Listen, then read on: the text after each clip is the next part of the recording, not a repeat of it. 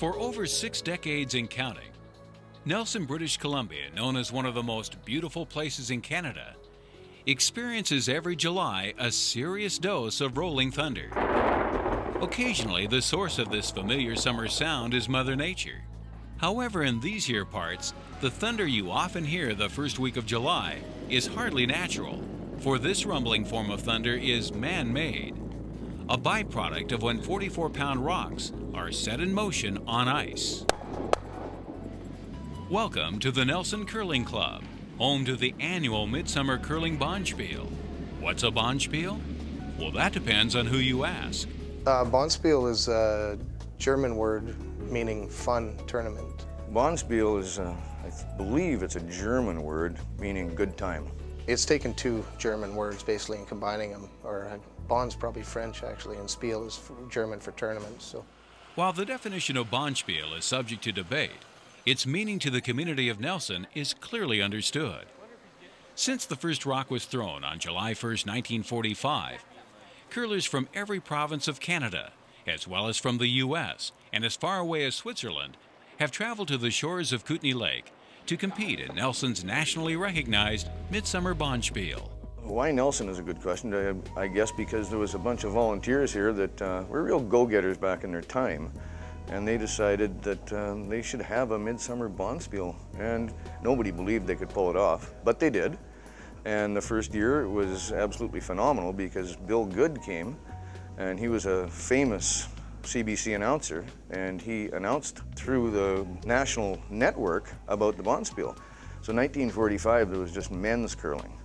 And then the women kind of brought their brooms in 1949, and they started curling themselves in their events in 1950. And it just grew and grew and grew as the word got out. And we figured we've had close to 60,000 curlers here over the years. And our biggest year, which was the 50th, there was over $1 million that went through the economy that year. Too heavy.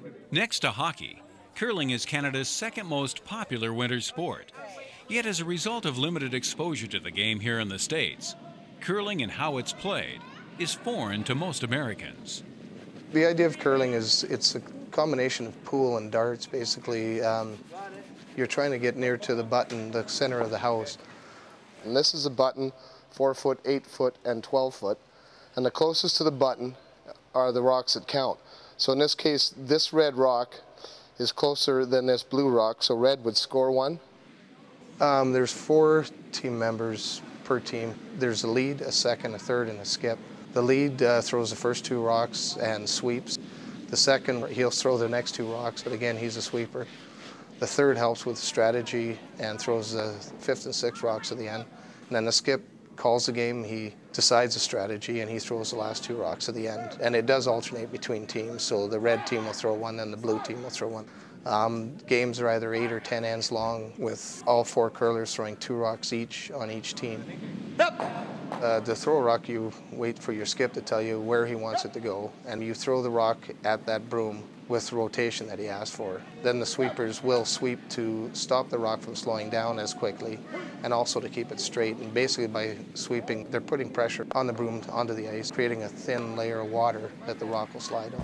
To this day, the origins of curling, which date back to the 16th century, are a bit slippery, given 2 countries, Scotland and Holland, each lay claim to the sport. However, there's no disputing how the game migrated to Canada. It arrived with Scottish immigrants in the mid-1700s. Over the next 2 centuries, while remaining true to its basic premise, curling gradually evolved from an outdoor game played on natural ice to a game played indoors on well-groomed artificial ice. In recent years, the look and feel of the game has progressed, thanks in large measure to advances in equipment technology. The equipment's changed huge. There used to be what they call corn brooms, which are basically the broom that you use to sweep your kitchen floor with. Now they've come out with these high-tech synthetic brooms with graphite handles. I mean, it's gone the way of golf, right? Makes it easier. They have shoes that you can slide from one end of the ice to the other if you're good at it. All the clothing is different. Before, people would wear ties and suits and stuff. Now it's spandex or whatever makes you comfortable. You know, it's just evolved. It is estimated that 1.3 million Canadians enjoy throwing the rock. Many are drawn to this sport for competitive reasons. Yet for the vast majority of curlers, their primary motivation has nothing to do with winning or losing. For them, it's about community and having a good time both on and, more importantly, off the ice.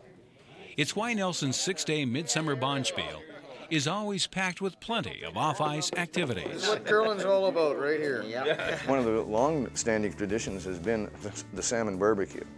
And that starts the spiel off on the Sunday night. Everybody gets a free salmon dinner, and it's one of the most popular events of all.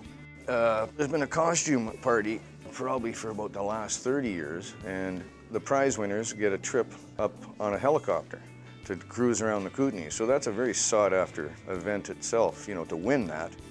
Sports Illustrated once described the game of curling as a combination of shuffleboard, bowling, and New Year's Eve. To the Queen City of Nelson, SI's description of curling is right on the button, because for more than 60 years, this community has found great pleasure in celebrating New Year's Eve in July. The whole deal is, with the curling part, it is secondary. It's the camaraderie and meeting old friends, and that's why a lot people come back. The Midsummer Bonspiel is a very special event. It does bring people closer that don't see each other more than once a year, and they're so happy to see each other. They're passionate about that part of it, and then they're passionate about the sport too.